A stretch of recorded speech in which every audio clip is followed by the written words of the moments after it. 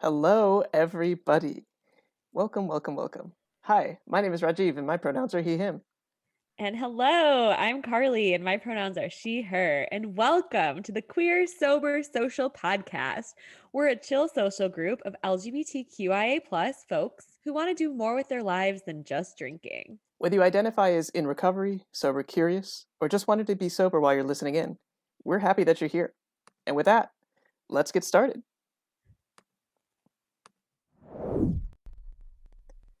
Alrighty, well, welcome back, everybody. I know it's been a few weeks if you've been, following us with bated breath. Really appreciate your guys' patience. And we are back for now. And we, in fact, are back with a vengeance and a guest. So we are, we would like to welcome the one, the only Mercy. Oh, thank you. Thank you. Thank you for having me, Rajiv and Carly. This is awesome. I don't know Thank if you. y'all heard the motorcycle gang outside, but like as soon as we started the podcast, it's like crew just like ran through my street. That was planned. We had With them ready, vengeance. waiting. Your mic is nice and crispy, so we can't hear a thing. Thank you. Excellent. Perfect. Excellent. Mercy, welcome.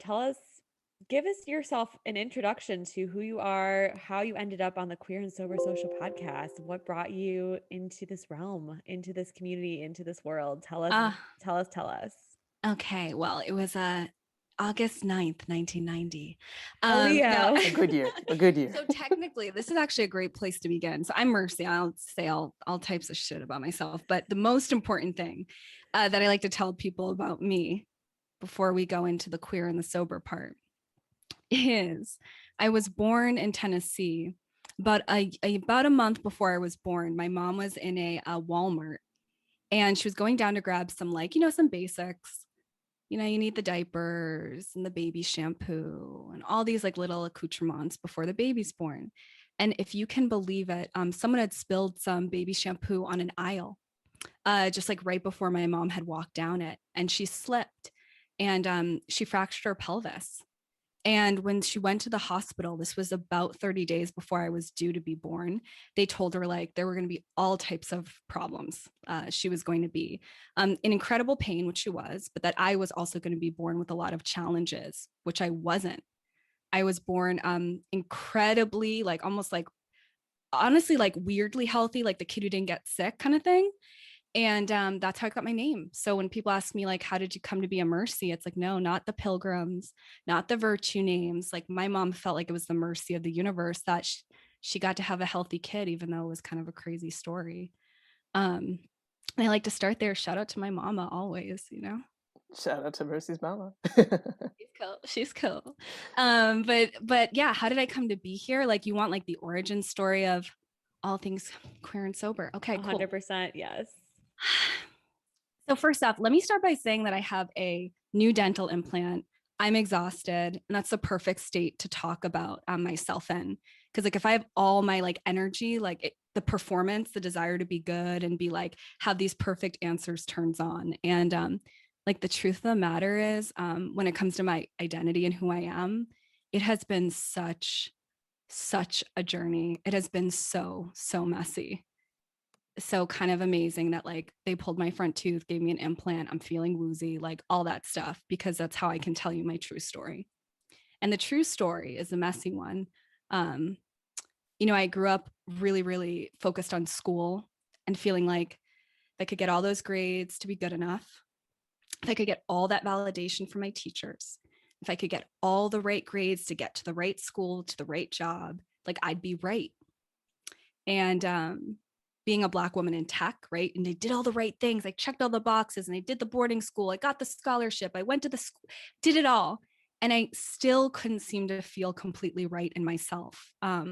And a huge part of it was like, I drank very differently than other people, and I look back and like I could always hold a job. I could absolutely always like hold it down at school or like in any environment where I was called to perform. Because again, I just wanted to be right with other people, right with myself. But internally, when I was drinking, I knew there was a enthusiasm for it that was different than my friends, and different than a lot of the people around me. And I just couldn't understand why no one else wanted to drink like I did. And for years, it wasn't even messy. It was like kind of cute. I swear I was cute.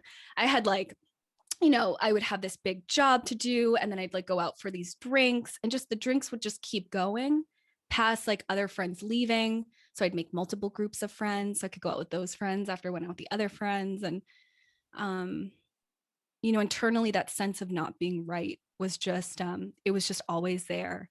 And sometimes when I drink, I'd feel this little click. And it would be like, just for a moment or two, I felt right. And I love to use that word because, like, how incredibly sad is that? That I thought there was something to be done to be right, that there was like some arriving to a right place.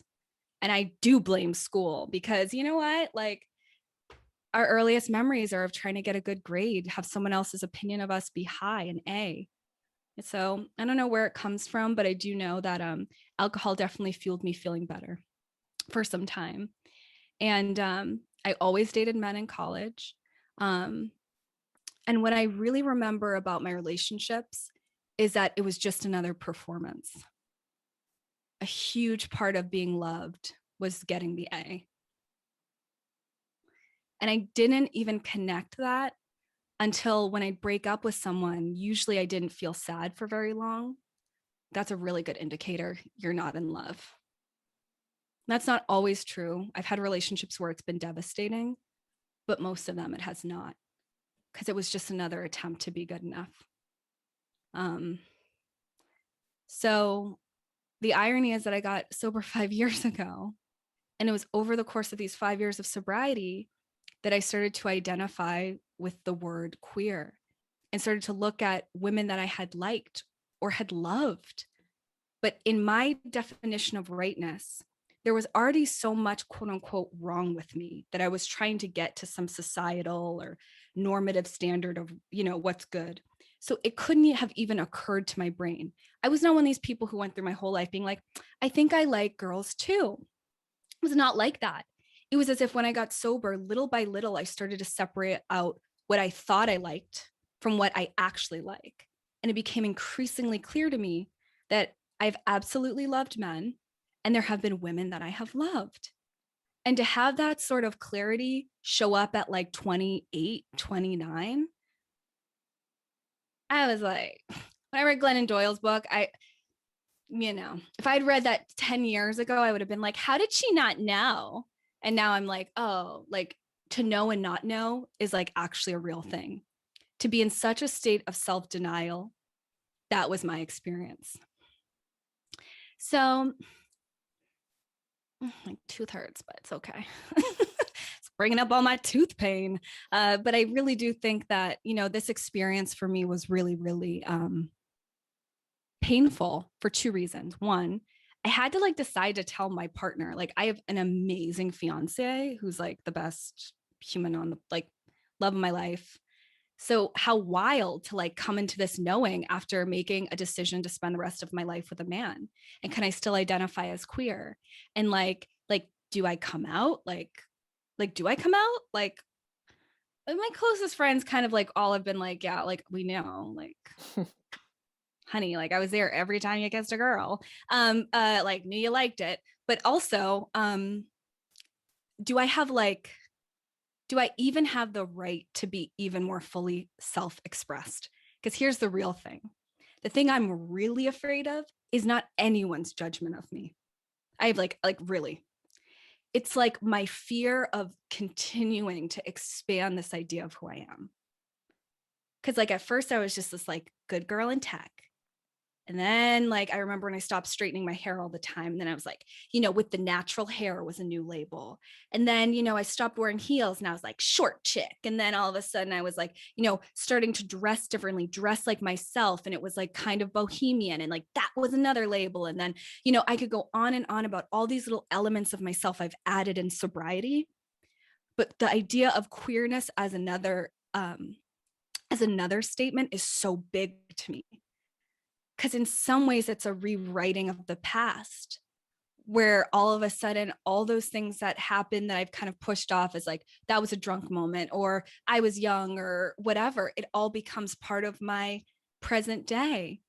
And like, can I stand to be that big? Can I stand to be that limitless, that I like keep increasing, I don't know, the space around my life where I can like see things more clearly? I don't know. It gets scary. Like, I'm one of those little, I like my boxes.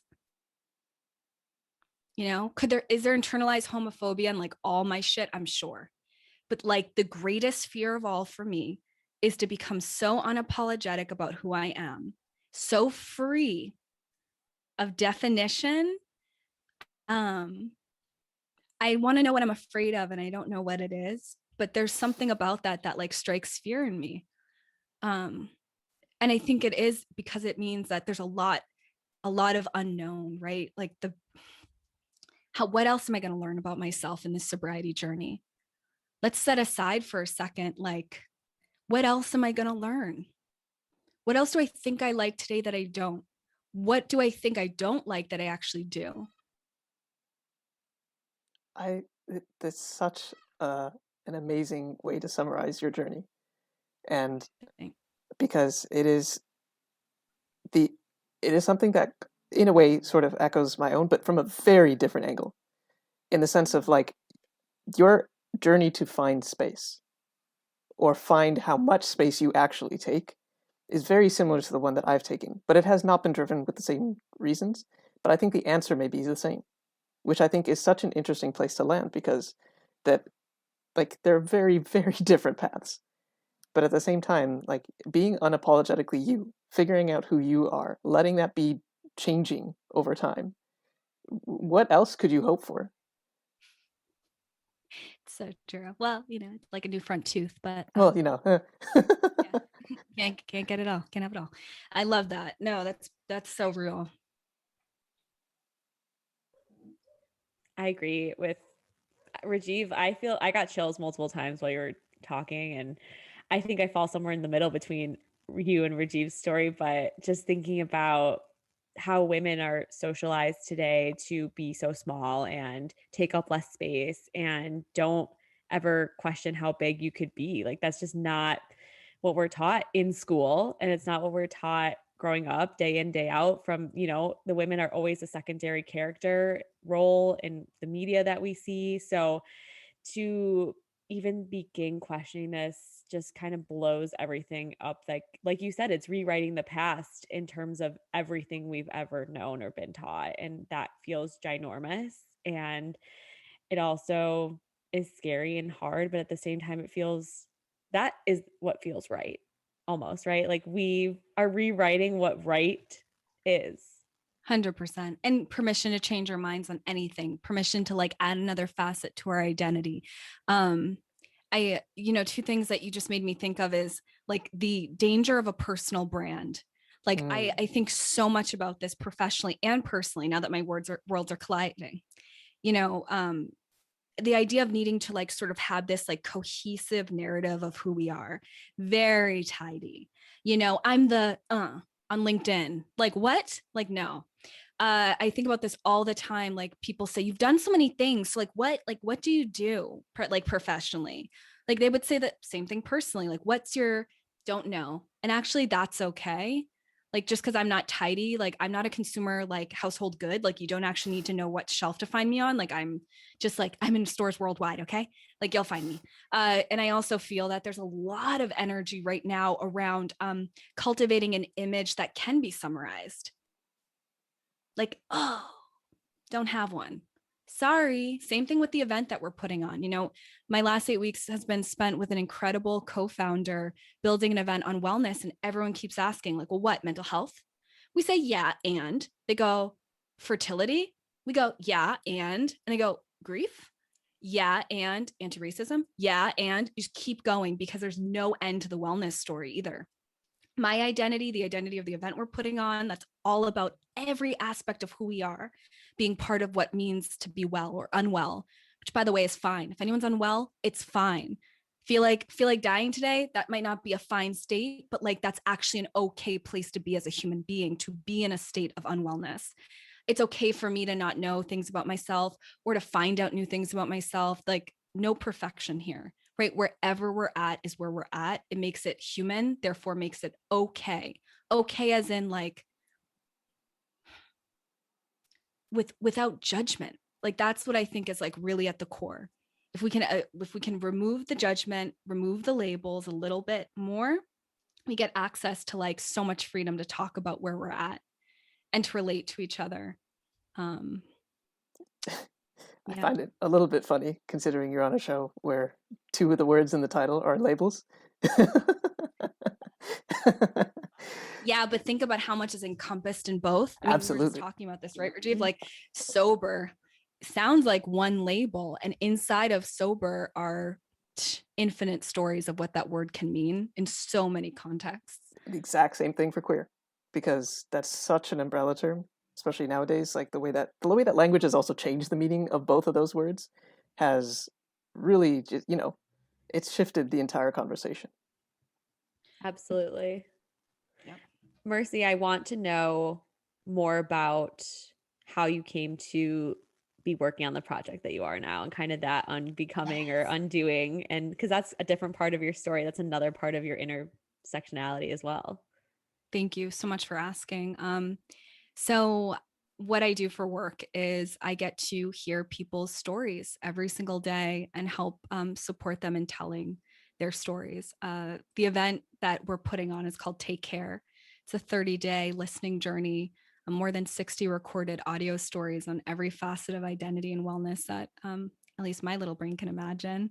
And we decided that this event would be completely self-guided, like no agenda, no curation beyond some themes to help people navigate. And we were going to open up all the content at once. So on May 24th, doors open and all of this audio storytelling is just available.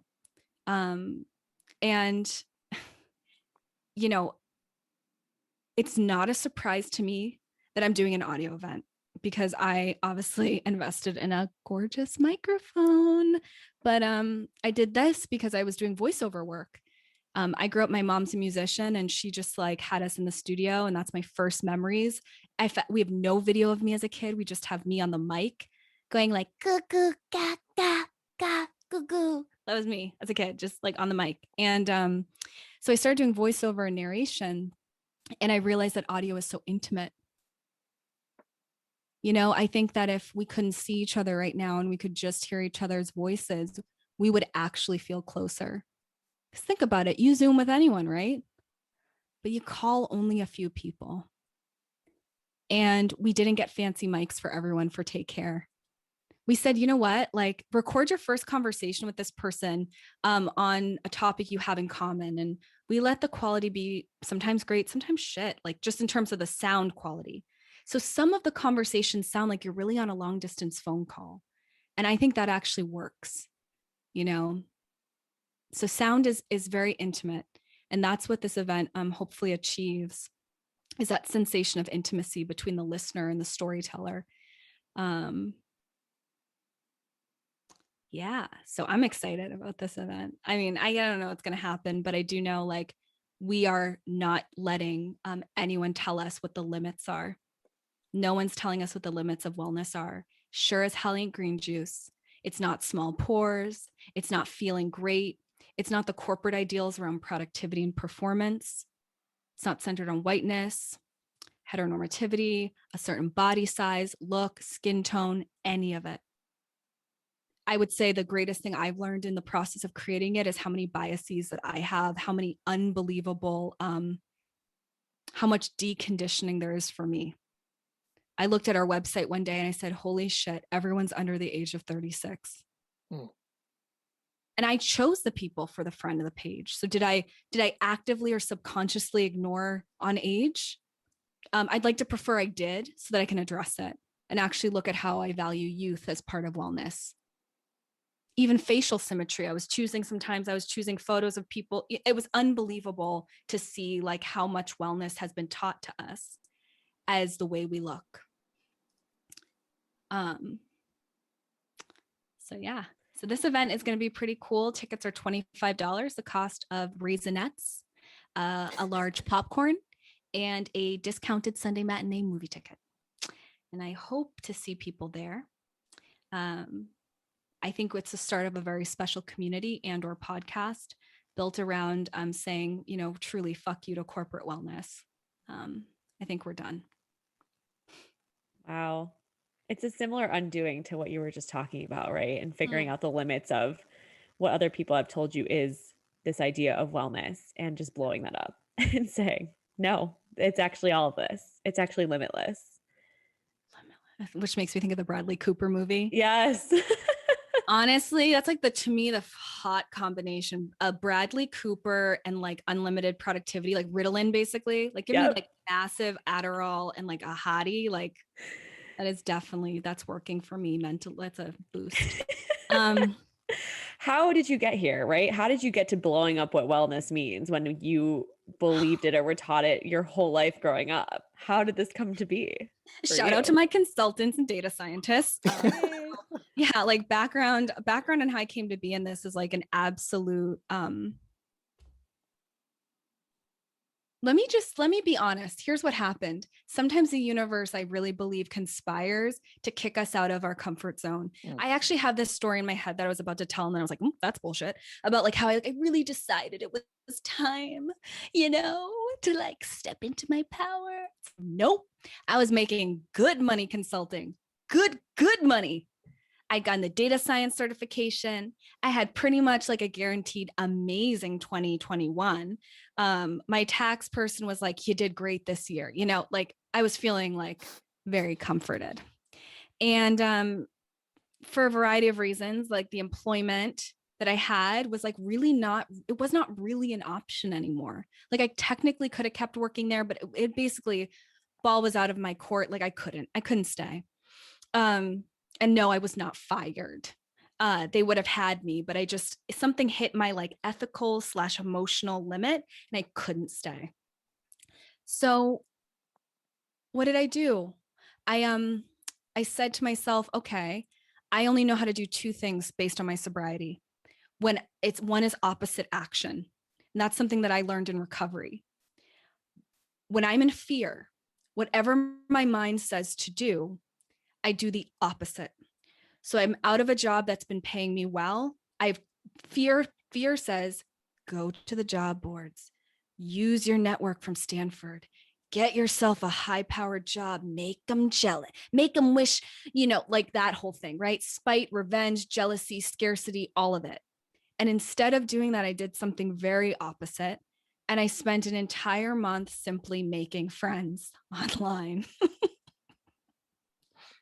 How, as an adult, first of all, like that's an impossible task. So No. I have the secret. I have the secret for making friends as adults. Join people in their projects. I think of being a kid at the playground. What happens at the playground? Do you remember being a kid and walking on to the playground and what, just go over there, go over to the monkey bars. Well, give them a little bit of your gummy bears you got. It's all those little acts of like, well, what do you like to do? Like, oh, like, do you want, like, just being so kind, like how kids are kind and like interested in each other. So the adult equivalent for me is like join people in their projects, their side hustles, their passions, the things they're thinking about. And so for a full month, all I did was like walk up to people I knew were doing things and say like, can I either help? Like personally help? Could I introduce you to someone? I mean, like it was genuine. There was no like, so then I can like, nope. Just like, and over time started making friends. And through that experience, shout out to Sober Voices, which Phoebe and of course Alyssa founded. I got to really meet, got to meet a new community, kind of got reinterested in my sobriety, which is like a very much like I'm into like formal structured programs around this thing. So like that really just meant that I went deep into my own like reflection and my disciplined practice around my sobriety. And just through all of these experiences, I grew this connection with Alyssa. And to make a founder friend is like, that's a friendship on steroids. We incorporated a business, never having met. I've told her things about myself personally that no one knows, and not in that like intrusive way. Like, sometimes you make friends quick, you like do the trauma bond or something. I mean, we might have bonded through some like shared trauma, but I would really say what happened is I was so delighted by her that I just wanted to not do any of the hiding. And that's how we built this. we built this event, never having met in real life until 2 weeks ago in Brooklyn. Having never really put on, I think, an audio event, either of us. We've done like events or audio, but not both things together. And it's been a dream. That's fantastic. Yeah. Wow. Shout out to Alyssa, Shout my out to Libra Alyssa. love. And you know what? The funniest part, I used to say this about my partner. So my fiance is like, when those people who, I mean, I love so much for so many reasons, but the thing that always gets me is how much my mother loves him and he loves my mother. Because I have a small family, so like that's a big thing. Like, you know, when you can really get down with my family, like we work tight. And funny enough, when we went to Brooklyn to meet Alyssa, my co-founder, and I, my partner came and they were fast friends. And, you know, it's just these little clicks of like, you know, when people just really get along, you're like, oh, this is family. Like, this is it. So it's been a delight to make a founder friend, only possible because I'm sober. Let me just be very clear how things usually go. And I wasn't even that sober emotionally, if that makes sense, when I met Alyssa. So this is the other thing for me in my experience of sobriety, as someone who was in recovery, which is the distinction, right? It's not like I'm not sober simply by choice. I truly felt I had an ultimatum and there was like a choice point. I don't think I would have lived if I continued to drink. So I can be abstinent from alcohol, but not in that addressing of the emotional and, for me, spiritual elements of my recovery. And I call that dry. You know, not everyone says that, but there's a state at which I'm not drinking, but the sort of fundamental things that cause me to drink aren't being addressed. A sense of fear, a desire to escape. I can just use other things like food, relationships. I can become incredibly manipulative, narcissistic, self-centered, possessive, calculating, all the things that human beings can be, but like on steroids. I really do believe it. So when I met Alyssa, I was in that state of fear, and I've since become more sober in building this event. Because guess what? You can't really build anything in a constant state of fear or self-harm. I tried to overwork my way through this event, by the way. Like, I tried to not sleep for like a week to put on an event called Take Care. Alyssa, too. We tried to like not sleep and like make this thing happen. No. So this event has called me to a new level of taking care. And it's been really hard. So just in case it sounds really pretty, like, and now we have this event with like 87 speakers. Like, no. There have been moments in this last 8 weeks where I have truly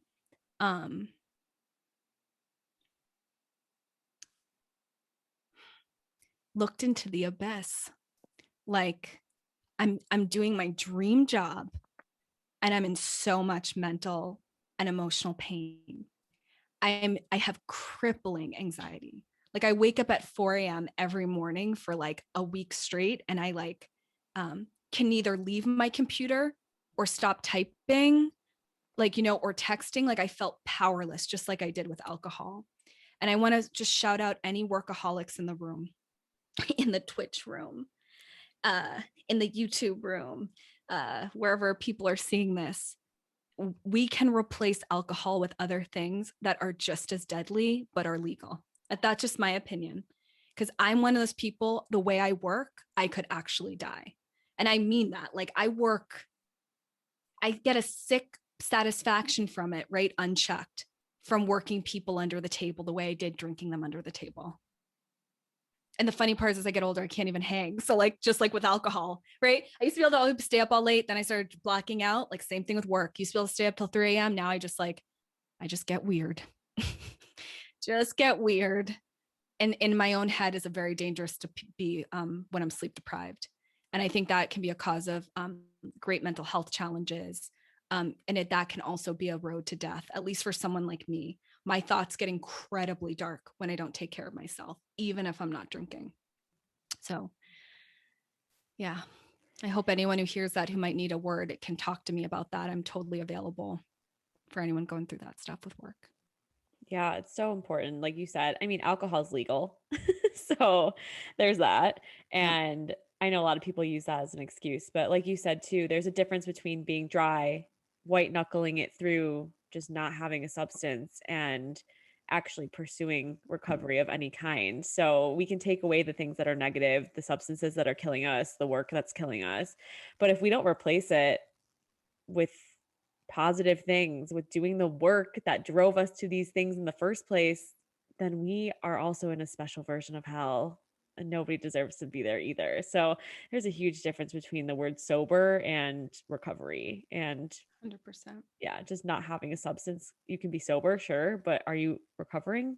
Are you? Totally.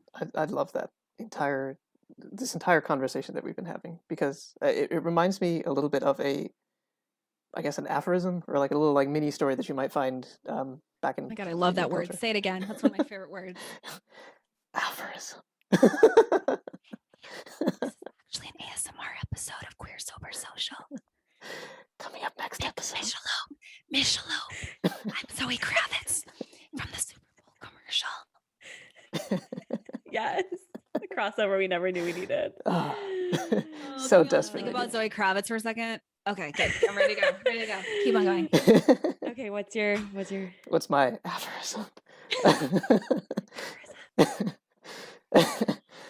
There's this basic story or this concept where it's just something.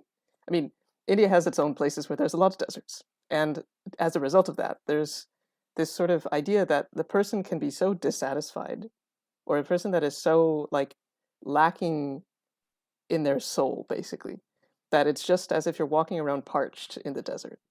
And then all of a sudden you may come across this one thing, whether that be this founder friend who you may find, or you find your place in a stable state of sobriety. And it's just like that first sip of water that you have after being so deathly thirsty. And just hearing like your own story just reminds me of that entire feeling because it's like that whole process of finding something new for the very first time, even though you've done it a million times before. I mean, yes, yes. And not only after traveling the desert, sort of parched, but having picked up glasses of sand, Mm. thinking it's water, pouring it down your throat first. So, like, the gift of this, like, stable state of sobriety and of self love and of self definition. I mean, it's really not that stable, right? Here's the other thing. It's we're going to find some more sand in my glass, right? And I'm going to find water again and more sand and more water. But those moments of water, it's like, yeah, it's honestly like a revelation. It's a epiphany moment. And I try to hold on to those because I know rough times are ahead again, but I like, yeah, they're magical moments. And they are the reason, people used to say, don't leave before the miracle of sobriety happens. And I was like, listen, hun, not religious, don't love the word, sounds cute, like, but I felt it, even if it just simply means unexpected, benevolent outcomes. Like I've had unexpected good outcomes that I could have never imagined from just not drinking. And then even better ones from like not drinking and getting interested in how my life not drinking could not suck, such as social moments, telling my story. Like what we're doing right now is basically like the holy trifecta: comedy, which were obviously hilarious, connection, obviously connecting, right? Okay. And then finally is honesty. Honesty is so underrated. So I feel super grateful, which I know sounds a little bit corny, but I mean it. I'm very, very grateful to be on here with you both. It has been such a pleasure to have you on here, Mercy, and to just hear what you're talking about. When I was doing an undergrad degree and like doing some of the thesis work, because as you do, uh, my professor was basically saying there's a lot of places where you can just exercise quote unquote post hockery, where you don't need to have a story all the way through before you finish things. You can get to the end, look back, and just kind of like connect the pieces nice in a nice way, so that way then you can present a story. And that to me is just as good. Not in science, but at least in life is good enough. Yeah, non-science, but yeah. Oh, mercy. This has been amazing. You've brought up so many valid and amazing concepts and things, and just being here and being honest, like you said, and it's so important. And I really like the sand and water metaphor. For some reason, the first place my mind went to was that drinking cups of sand was dating men, dating cis men. Whoa. And drinking a cup of water was dating a queer woman for the first time. Let's like rename the title Cups of Sand with Mercy Bell. Or no, Cups of Water. Cups of sand, cups of water. If you listen to mean- our episode with Phoebe, who was just before you, Yes. she was Amazing. talking about sips of air. So, you know, we just gotta get like whatever you can. Yeah, exactly. This poetic, it's poetic. It's such a reminder. Oh, it's like the opposite kind of opposite, but the same, right? She was saying you're underwater, and when you come up, you just take a tiny sip of air, and you're like able to be. And I'm like, chug the fucking water in the desert, bro. Yeah. Like, let's just be out here, just all the water. You gotta hydrate. Hydrate. Maybe this episode's called Hydrate. You know, we have a lot of ideas, I think, for titles. We should just change it daily. So like people try to return to the episode and find it and they can't. It's like, we're not married to this. No, we're not. We're definitely not married to this. In the show notes, you will find not only 6 different titles, you'll probably also find links to Mercy's event called Take Care. Absolutely. Mercy, is there anything else that you would like to say before we close out today? Just a big thank you to both of you for making this space for so many and just making it so damn big. Thank you. Thank you for being part of it. Thank you for sharing your story, for being here, for making new friends with us. Thank you also. If anybody that's listening to this on Spotify, if you are feeling that level of intimacy of audio only experiences, go check out Mercy's event. Take Care. Yes, the 4 where an A should be in care. So take c4re.com. Awesome. Perfect. Well, I think this is probably where we need to pause on today's episode. So, if you have a chance, please give us a follow on YouTube or Twitch if you're watching. Star our thing on Spotify or Apple Podcasts or whatever you do right now to indicate to the algorithms that you like things. And you can find us on any major streaming platform, basically, as well as YouTube and Twitch. Absolutely. If you're not already following us on Instagram, please do at Queer Sober Social. We recently just hit 1,000 followers. We're so proud. What? Yes. And if you need to contact us, please email us at queersobersocial@gmail.com or leave us a voice message on our Anchor page. We're so excited to hear from you all. Thank you, thank you, thank you, Mercy. You've been an amazing, fantastic guest. It's been a pleasure. And thank you, everyone, for listening to the Queer Sober Social podcast. And always remember, you are queer enough. You are sober enough. You are enough. Thank you so much again for just being a part of this. And for anybody that might be still watching, we're going to take a little bit of a break. And then we'll be back just to like chat about what the heck happened in the past few weeks. Because I know you might have been wondering where we were, what was going on. But, you know, life happens. And we'll be here to talk about it. See you in a couple minutes. Thanks, everybody. Bye. Bye.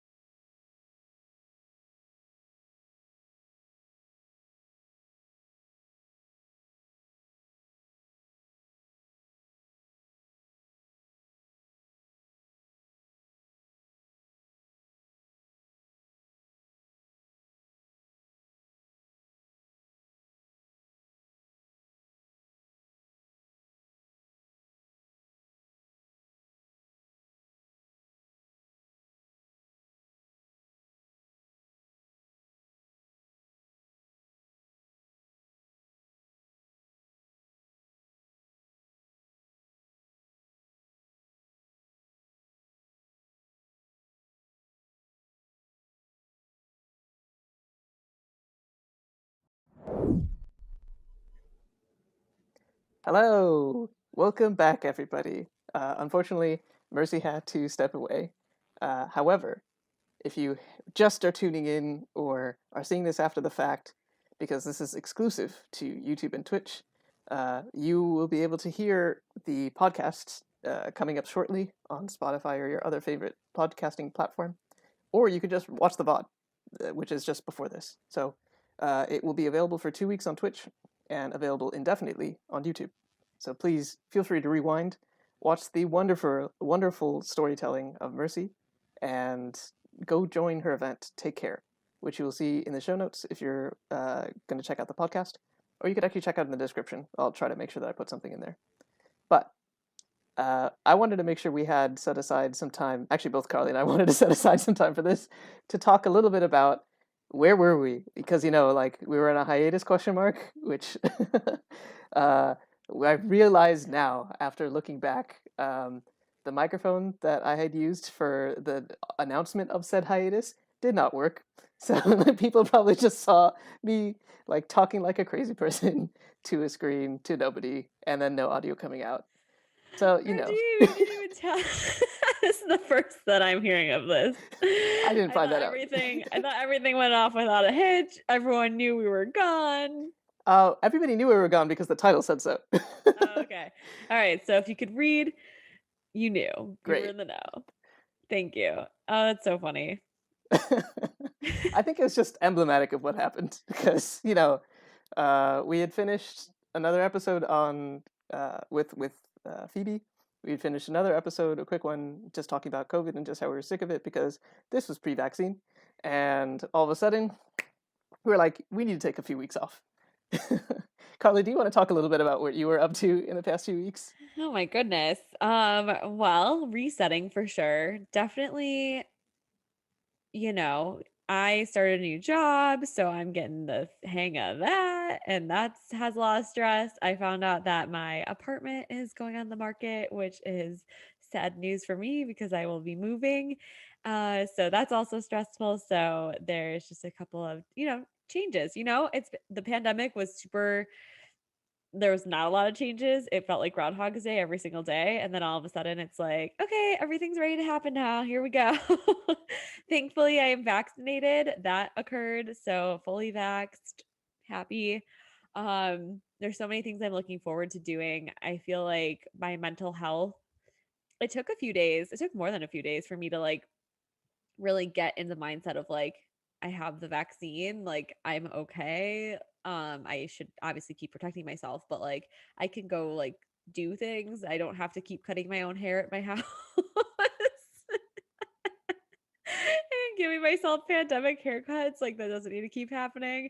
Um, so just making appointments, taking care of myself, and yeah, just really checking in and being like, okay, what do I need right now? What do I want to be doing? How do I want to spend my time, and what's important to me? So that's kind of where I'm at.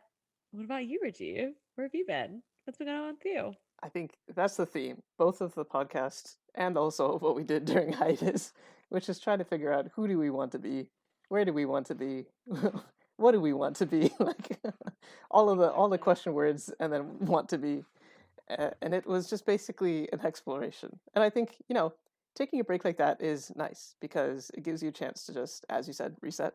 Um, I happened to finish moving. I was moving from a place that I lived in for 7 years and then moved to a brand new place. And that whole process, as anybody who has moved ever knows, is painful and takes extra time. Yes. I was also in the midst of like in between a couple of projects at work and a couple of things popping up right there.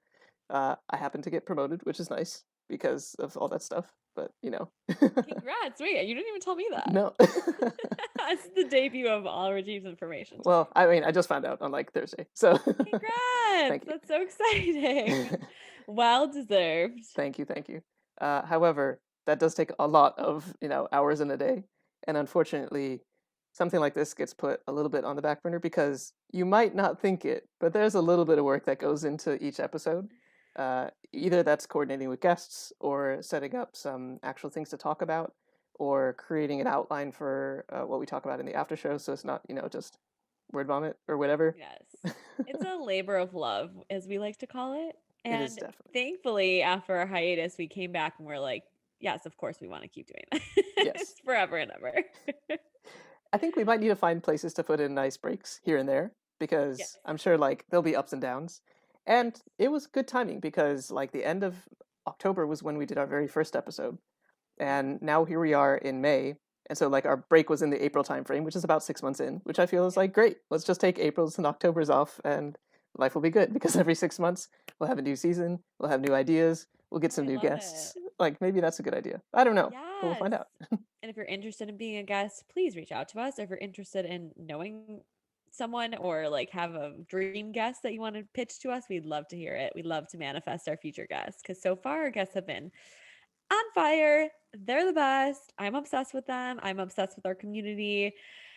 I just left our last episode feeling so grateful that we're Mm, doing this. It feels so important. It feels so fulfilling and I love it. I love doing this work, even though it is work. Sometimes it doesn't feel like it definitely. when we have the time, when we're able to. If And I could make obviously, this like, all my priorities, I would. and like life gets in the way sometimes, which obviously, like, this is not our full time job. We're not full time streamers, as you can see. I Uh, wish. it would be nice if we had the funds to be able to do that, but we do have jobs that we actually have to do during the week, and sometimes during the evenings in Carly's case now. So it's Yes, that's yeah. true. So, but that doesn't mean that we can't But we're reconfigure some here. We're things back. to make it work. And that's exactly right, because we are here, we are back. We still have plenty of ideas. We still have plenty of guests that we can go through and talk to. We have all of the infrastructure and everything has been set up, thanks to all of the hard work that we've put in the past. And we're ready to keep going. Right now, I'm not back at my studio, but this time it worked. Like everything is actually like going through smoothly. And so we even have remote options where if one of us or both of us happen to Yeah. be traveling or something, then we can make it work. And we're very, very happy for anybody that's actually Absolutely. watching and joining us along this journey. Yes, thank you. Please continue to join us. Please, please, please tell us what kind of content you want to hear. We're so open, right? We're not the dictators of queer, what's queer and sober and social. We are merely the facilitators, giving you the vessel to listen to some amazing stories in your ears. And that's also what Mercy is doing too with the Take Care program. So I'm really excited to hear all the cool stories that are going to come out of that as well. Same. That like whole scope of what is encompassing wellness in her program is like yay big, and the camera is not wide enough to be able to capture my arms there. Uh, that is such a good like set of stories to hear. I have not heard a single one of them, but I already know that they're going to be good stories to hear. Because if Mercy's already like she was giving us a couple of previews of what kinds of things might be coming up, Mhm. and I think it's just such a refreshing place to be within the wellness space if you're still talking about it from a wellness perspective. But I think just a good human space to be in, because you're going to hear human stories, you're going to hear human emotions, you're going to see just a bunch of humans coming together and creating something. And might I remind you, we're still in quarantine. We're still in a pandemic. Maybe the tail end. Both of us may be vaccinated, but that doesn't mean. Yeah, I know. Crossing fingers. Apparently, we need to like hold our breath until 2023, is what I've heard. Okay, Uh, let's not spread that propaganda. right. I don't know if that's truth or not, but regardless, Redacted. redacted. Tomorrow, open. Right. Regardless, I think this is such an amazing thing to see to come together in Agreed. such a short time period. Like 8 weeks is not a lot of time, y'all. Is nothing. Especially to put together like 60 speakers or something like that. Yes. Pre-recorded, might I add. Yes. And self-guided. I like that aspect of it too. Mm-hmm. I don't like being told what to do or how to do it. But you took the words right out of my mouth. I was just gonna say, like, the humanness of it all. Like, you can, like, what is wellness? It's gonna involve every emotion on the human spectrum because we are all just so uniquely different and are going through different things and have been through different things. And you can't just take the umbrella term of wellness and just try to make it marketable. I don't know. It just, there's just the human aspect of it, and just hearing these stories and how they're so unique and different and individualized, and then coming together and being pulled. I don't know. It's cool. Just being pulled in by experiences that maybe they're not the same as what you've been through, but it's similar, or you can relate, or you know someone, and it's just that connects us, that bonds us, that binds us together. And it kind of is like about what we do on here too, right? Like we bring people that are connected to the queer and sober social mission, but in their own way, and how we all came to be here. So it's cool. Very cool. Think of it. I mean, like my hope is that this queer sober social podcast and the work that we do kind of is like a stretched out version of what Take Care is trying to be. Ooh, yes. Because we've had so many diverse guests, uh, truly like that span the gamut. Um, you may not have known that at the time, especially if you haven't been following Queer Sober Social before, but there truly have been people that I would have never imagined who might have wanted to be on this, and topics that I never would have imagined we would have talked about, which I think is so cool because it goes well beyond just what we two are trying to do, like as individuals, but more so just about like what does it mean to be queer? What does it mean to be sober? What does it mean to be social? And actually just talk about that because that means so many different things to so many different people. Yes. And just yeah, how these identities are just limitless.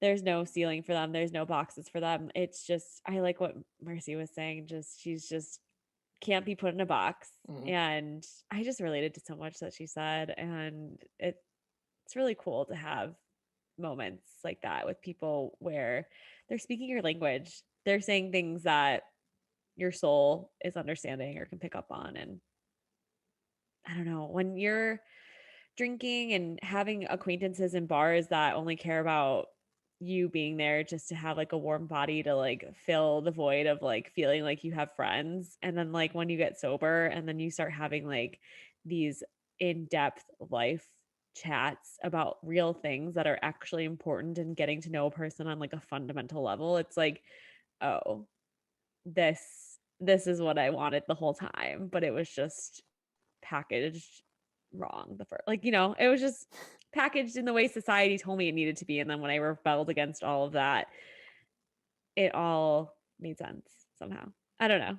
What you mean? People at bars at like 1 a.m. when everybody's kind of like blackout drunk don't talk about their own Yeah. life goals and The drunk girls in the bathroom, like, who become your best friends because you're just like all wasted and like helping each other like fix your hair, like give each other passing lipstick or whatever. And yeah, those aren't your best friends forever. You don't know the depths of their souls. What? You're so weird. well, who knew that today's Queer Sober Social podcast would become a slightly philosophical episode? But I'm so happy it did because Yes. we've had a science episode, we've had like a relationship advice episode, we've had like workaholic episode, anything like it doesn't matter. Yeah. Like you can Yeah. find anything. Oh, you just reminded me. So my episode of Love Is Not is live. It's out. It's episode 6, and it's a doozy for sure. I definitely would love to hear anyone's feedback on if you listen to it. It's about my relationship with a man and a woman, both in sobriety, and the kind of not so fun parts of that. Here we get to talk about all the fun stuff, and it's very interesting because there's definitely two sides of the same coin of like, you can look back and pull out the great things out of a relationship, and you can also look back and pull out all the red flags and the things that you hated. Um, Here I like to celebrate, the fact that my story and that I was able to come out and be proud and host this group and community. But to do that, there's definitely and I know there are for other queer people out there, there's definitely some scars, that Mhm. come either from the coming out process or from dating people that are toxic, or that, have their own scars from their own coming out stories and experiences and stuff like that. So we kind of break that down. It gets a little yeah, it's definitely a little more intense. on the Love Is Not podcast just because it's talking about relationship abuse. But I wanted to bring the queer and sober lens to that show, just how they brought it to ours. So I'm excited. I mean, I'm still standing. I'm single. I'm happy. I've learned so much from my relationships. So I think it really puts it all together in podcast form. In a nice, what was it, 45 minutes, I'm assuming, something like that, podcast. Yeah, something like that. If you haven't seen our episode, which is called What Love Is, you can actually see our chat with Sydney, who's the host, or co-host, I guess, technically, of Love Is Not. Yeah. And so you get to see the other side of a lot of what she talks about on that. Yes. Oh, that was a fun episode. It I was feel a like fun we're doing like a recap show. Kind of have to, because it's like the beginning of season 2. You got to like Yeah, remind people season what's going on. 2. I'm so pumped for season 2. This is great. I love it. Our season finale wasn't written very well, but that's okay. I know. I'm kind of thinking like, can we delete the last stuff? Can we like make it a hard 10? Do a We 10 can. episode Oh, absolutely. series. I just don't have to Alright, upload well, something. We'll make this the first one of season 2. So you heard it first here. welcome to season 2. Welcome. I could actually mark that in This Anchor. is a good. Yes. Do it. Yeah, season 2, episode 1. Season Oh 2, my episode gosh, 1. for real. We're doing it. We got booked for another 10 episodes, everyone. We did. It's very exciting. Thank you, Twitch and YouTube, for funding us, question mark. Actually, not at all. For you all for listening. Please. Yes. And for being part of our community. And we have grown leaps and bounds and continue to grow, continue to form even like satellite queer sober socials could be in the works. We're very down for that. We just want to have a queer sober social empire. Y'all, do you Get know that all we the have queer people now sobers who are in together. other countries? Like, that is a legit thing, who are part of Queer Sober Social.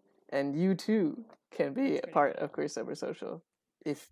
Whether you're international or not, we're based in Chicago, but we have plenty of folks who are not. And I think that that's amazing because it just allows everybody to come together and just shows just how big of an umbrella this idea of queer and sober and social is. And frankly and personally, like, I like that it takes more than just a recovery angle as well, because it is looking at people who have gone beyond the struggle, that initial struggle of going through all that, which absolutely, the people who need help, please seek the help. We have a resource guide if you're looking for that kind of thing.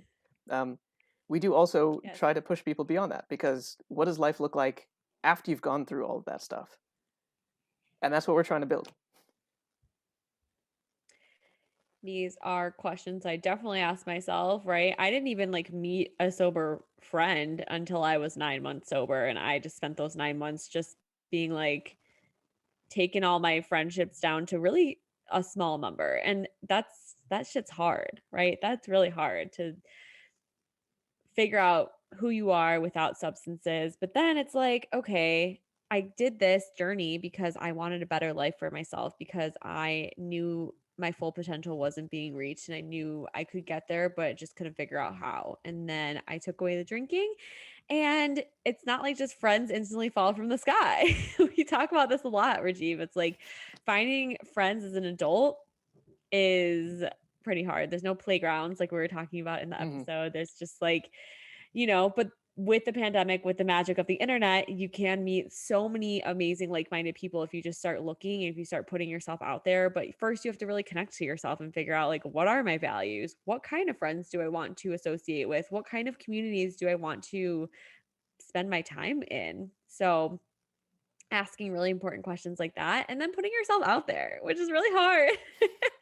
I remember this was before COVID, like the first time that I went to meet up with the sober women's group, they were at a restaurant and I like did like 10 laps around the restaurant. I was so nervous to just even go up to the table and just be like, hey, are we all here for the thing? That's better than So me, it's not because easy. And I commend anyone that like shows up to our Zooms, shows up to our events. It's not easy to just like come to a place and just do a thing and talk to people, and just, it's not easy, but it's so rewarding. So rewarding. it's so much better than what I've done, which is look online at the thing, realize that there's like 30 people going, and then be like, nope, not going at all. Which I have definitely changed since then, but still. Like it is definitely something I've seen Gross. myself do multiple times. I love that. I love how you know when you're growing when you can see exactly how you would have reacted to a situation in the past, and then you are acting completely differently. And you're like, oh, I can see the path I would have taken, but here's me taking another path. And I'm just like, that's growth. That's exciting. Right? Speaking, Because I admired, oh, yeah, go ahead. no, please go right ahead.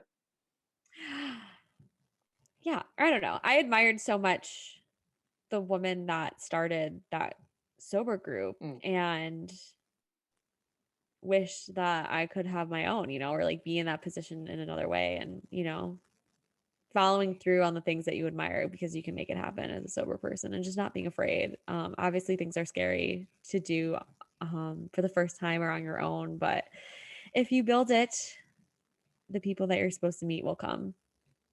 Selfishly, I kind of wish that we did have more like uh, male identified people in this group or listeners, really, because like I look at all of our metrics and I see kind of who attends and everything like there, but this is like a giant missing gap in our demographics, which is Men, where you at? Male identified folks, where you at? just because I feel like this is such a universal thing. This has nothing to do with gender, and we've definitely talked about all sorts of genders, and it has nothing to do with it. And I like what you talk about too of like there are so many groups specifically for specific genders to go to, especially if you're queer. There's queer women identified groups, Mm-hmm. there's groups for queer men or gay men.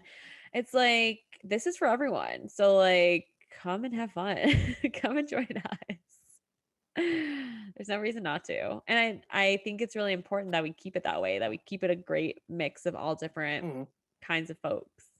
Because then you get like diverse opinions and like unique perspectives coming in, and that is so valuable. Like Yes.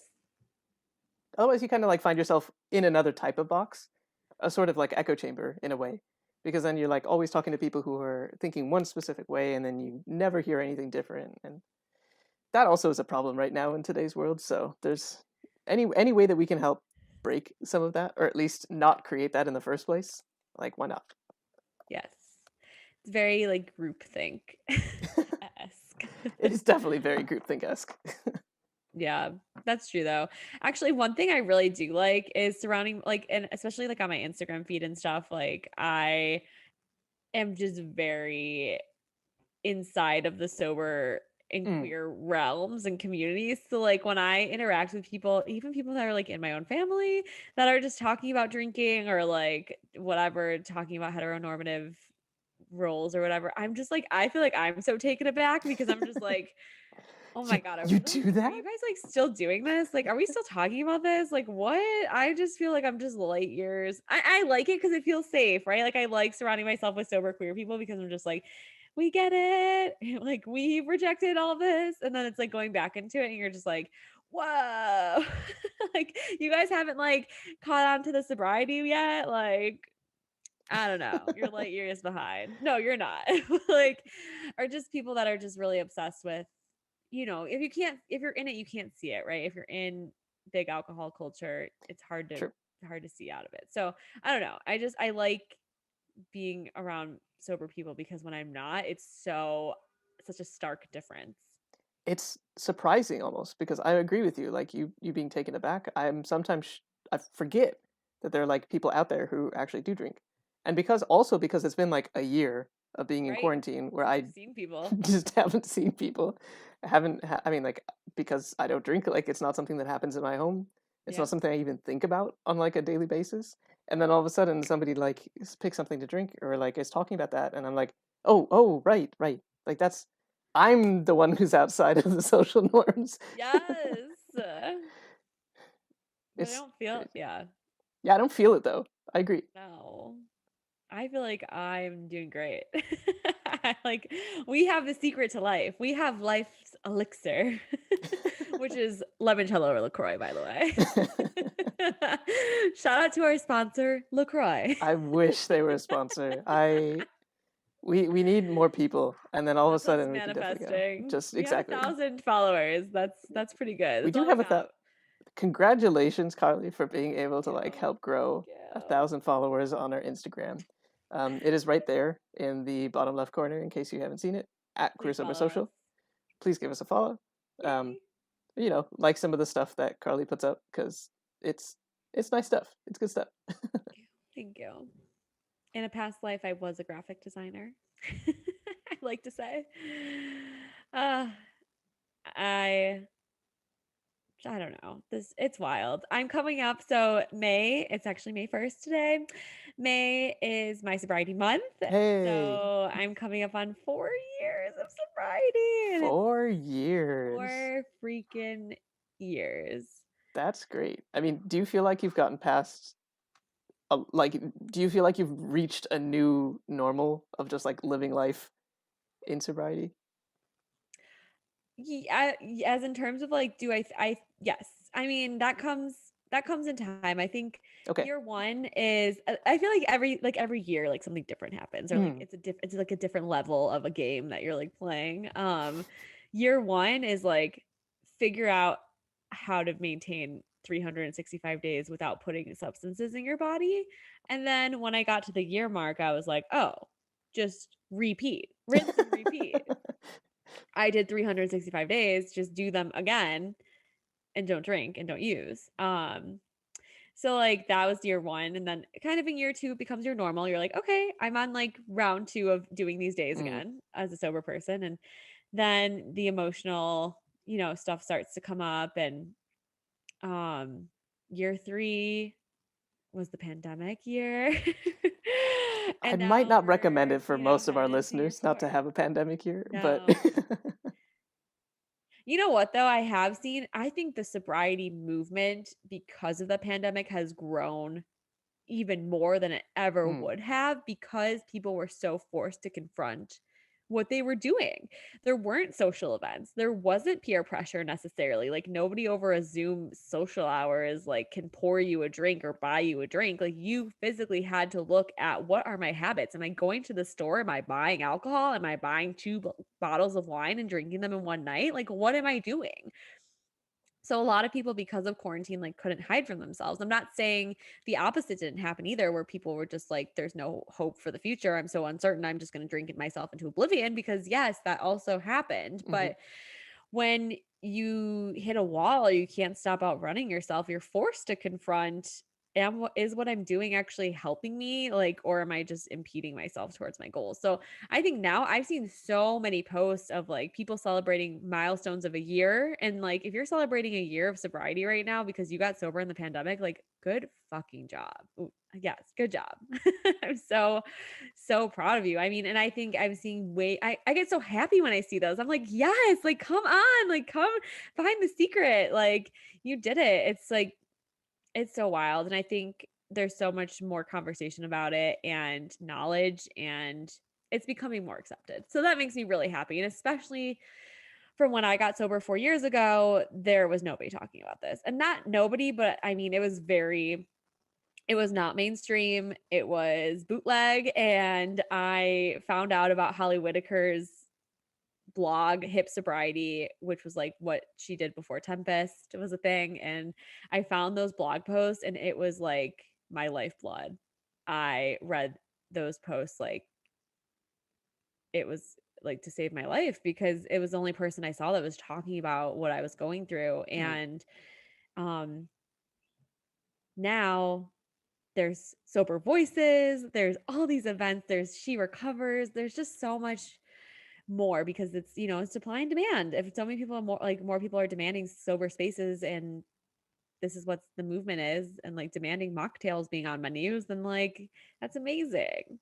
I'm so happy. And I it's surreal. 4 years is surreal. I feel like I remember early sobriety like it was yesterday. And the fact that it's been 4 years, I just don't where did the time go? But I'm also just yes, like this is my life. Like I can't wait to have more sobriety, like to have more years of it and just to continue to do the work on myself. And it never ends, right? Like there is no like final destination of like I've arrived. I thought me getting sober was me arriving. Like I thought just like figuring out that like alcohol and drugs were ruining my life. Like I had reached the finish line of the marathon and it's like, no, baby.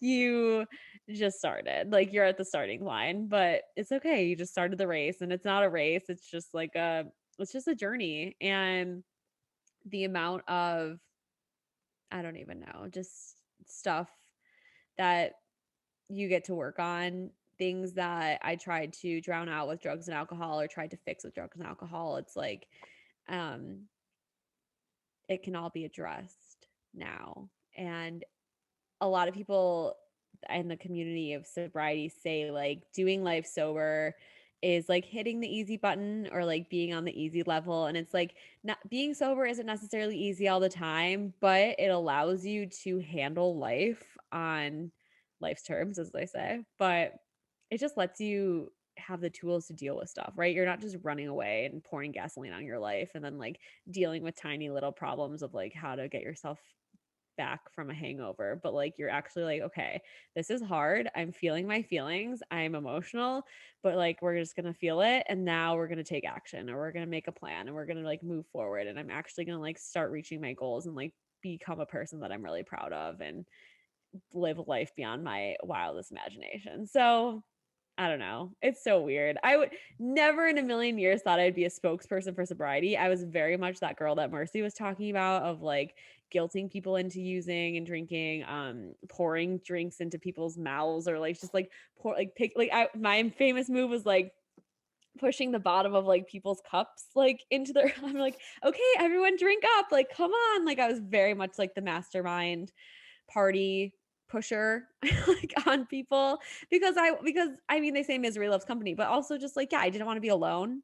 Mm. And because of how I acted, I thought that everybody drank the way that I drank. And then you get sober and you're like, oh, they're not all getting screwed up because I'm not here like being the party ringleader anymore. And it's just, it is eye-opening in every single way. Also, that first year of sobriety, every day you learn something new about yourself. It's literally just this like wild science experiment, and you're just like, uh-huh, okay, learned this, learned that, okay, having breakthroughs on the daily, and you get to use all that to just like push off from as you continue to get sober. And I don't know, I could talk about sobriety for literally forever, so please Let's stop me. try to make an episode if we don't have a guest, just about you Oh my talking about your fourth God. year. Yes, I like I do a little writing every year. I get very reflective. Like when it's my birthday, I Mm, get very reflective on the past year because it's just easy to like remember a year, right? mm. Like where was I at this time last year? And if I do that every year, it's like very easy to be reflective. And I feel like that's the same, right? They say like you have your in AA, they say like you have your belly button birthday, which is like the day you were born, and Oh, got then you have like your birthday, your sober birthday, which is like also as important as your birthday. And my birthday is my favorite holiday. So like it. my sober birthday, like I'm getting my tattoo finished next Friday. So I got my first tattoo when I was 2 months sober. I was just thinking about this too and how I could talk about my crazy tattoo story.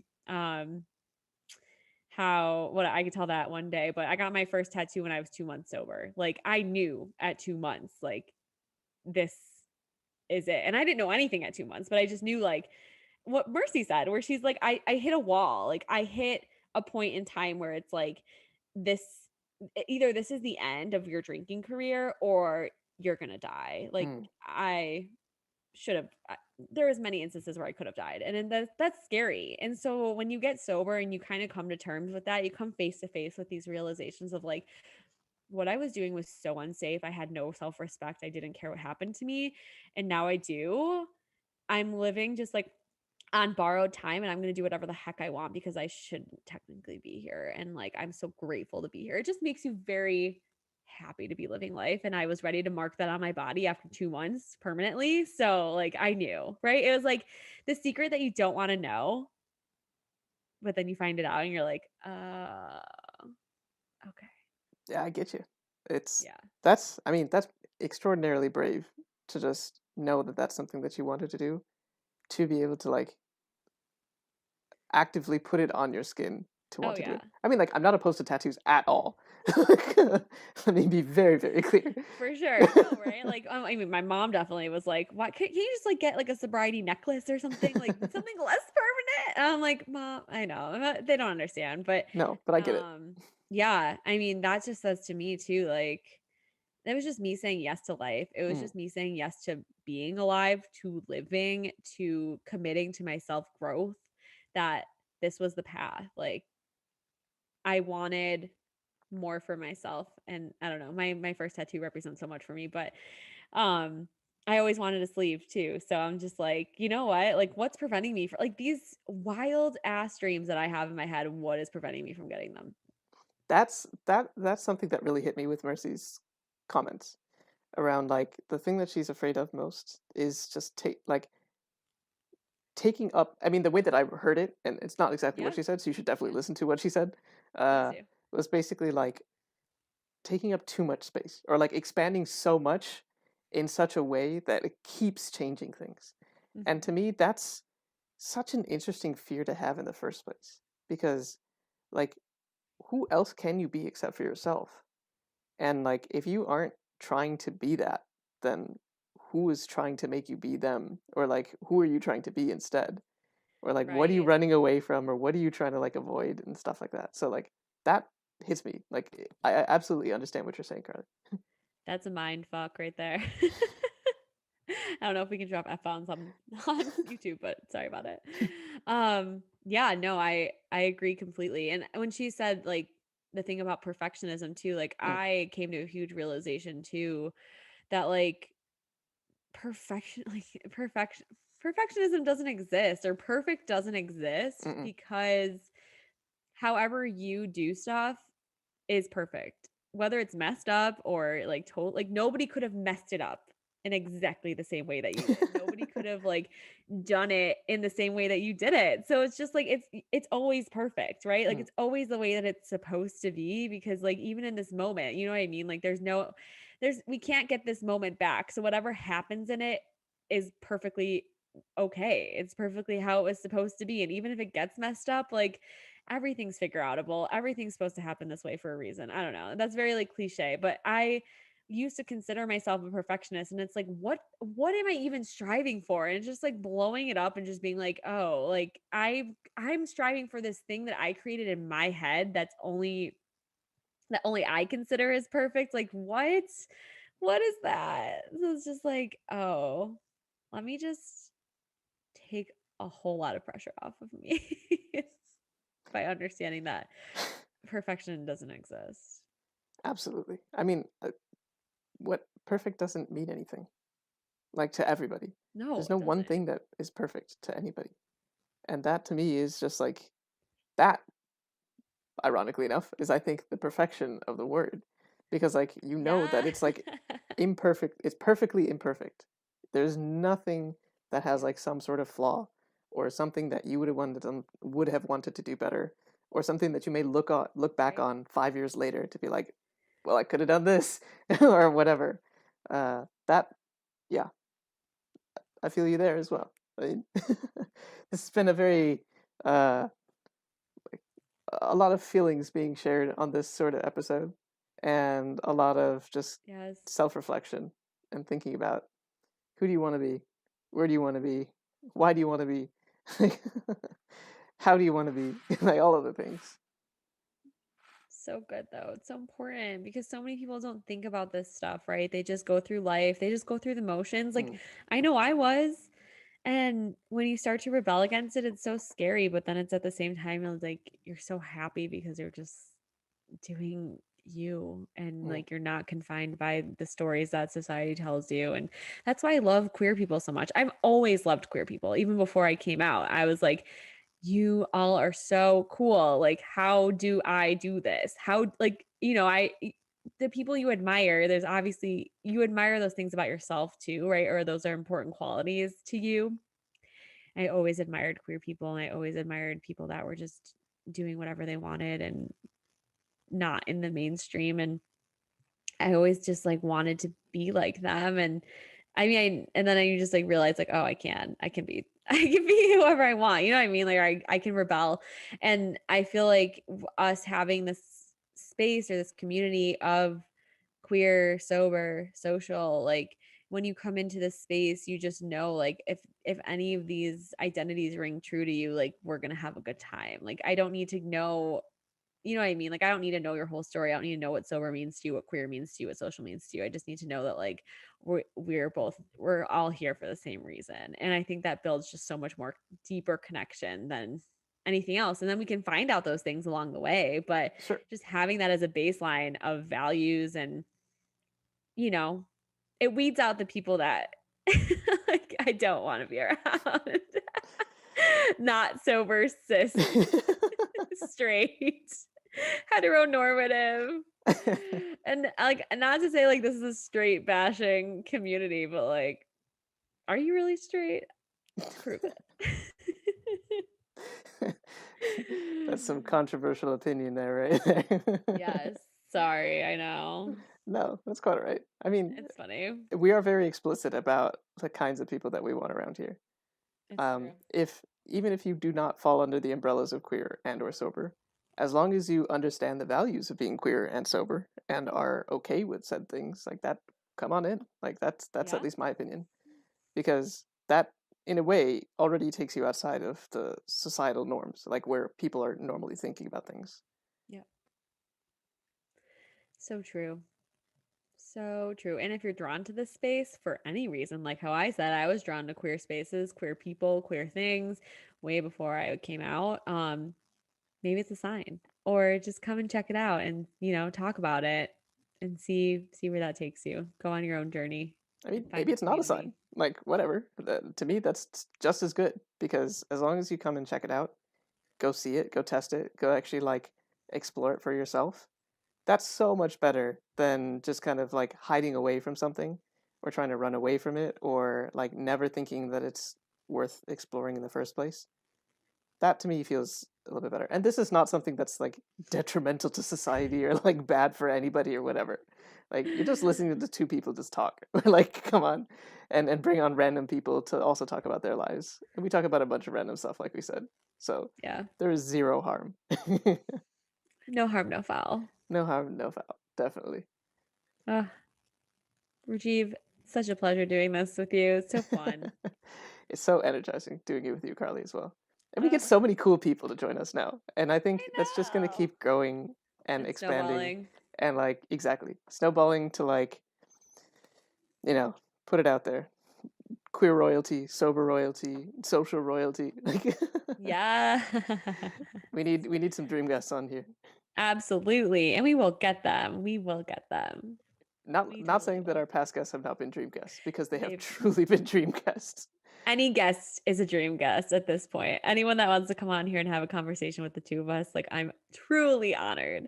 But at the same time, I'm like, I don't want to live in a world where there's not a queer sober social, where there's not a QSS. So it's like we got to keep it going. We have to make it. It's so necessary.